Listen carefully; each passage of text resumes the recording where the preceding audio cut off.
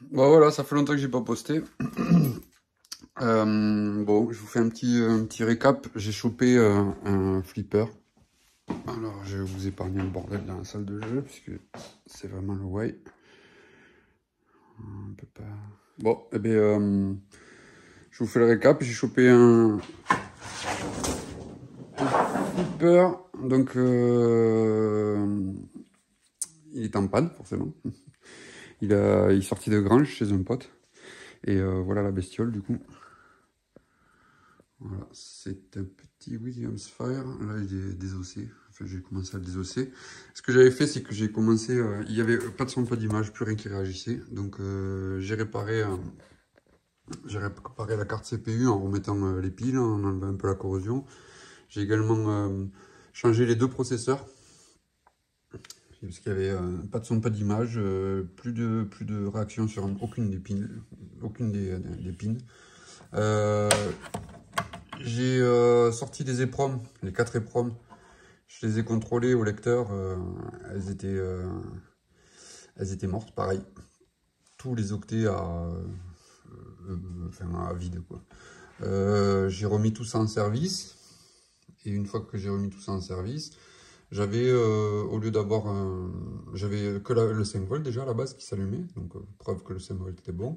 Et les deux autres, aucune réaction. Une fois que j'ai fait tout ça, que j'ai changé ça, je me suis retrouvé avec un bip régulier ici, là. 9 bips là, le 10e ici, 9 bips là, le 10e au milieu. Ce qui sous-entend que c'est un problème d'IRQ. Et j'ai solutionné le problème en changeant la RAM ici. Donc je l'ai mis sur support et tout, voilà. Donc maintenant c'est bon. Si je fais cette vidéo, c'est surtout parce que ben là, une fois qu'il est mis en service, du coup je me suis aperçu qu'il y avait le son qui était dégueulasse. Donc j'ai sorti la carte son.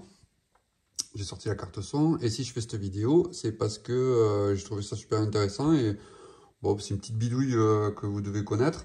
À la base, ici, c'est des ROM c'est des EPROM en 128K. J'avais pas ça sous la main, j'en avais qu'une. Donc, j'étais obligé de faire avec du 256.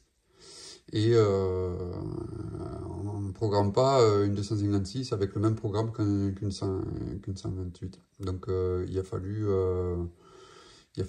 doubler le programme pour l'injecter dans la 256. Donc, pour ce faire, hop, je vais prendre... On va aller côté ordi, et côté ordi, voilà, on a toujours pareil, on a le programmateur. Là, du coup, je vais faire la même pour la carte son, ici, là, en U4. J'avais le programme, et ben, comme le son, je viens de la sortir, de la lire. C'est celle-ci, l'original. Je viens de la lire, elle correspond à rien, tous les octets à E, donc c'est mort. Ce que je viens de faire, en fait, c'est que j'ai pris... Bon, alors...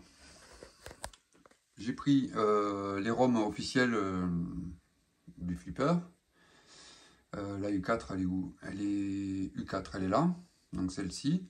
Alors moi je suis sur un environnement Linux, sur le Mac, j'ai réussi à sauver mon vieux Mac pour y foutre Linux et franchement je regrette pas.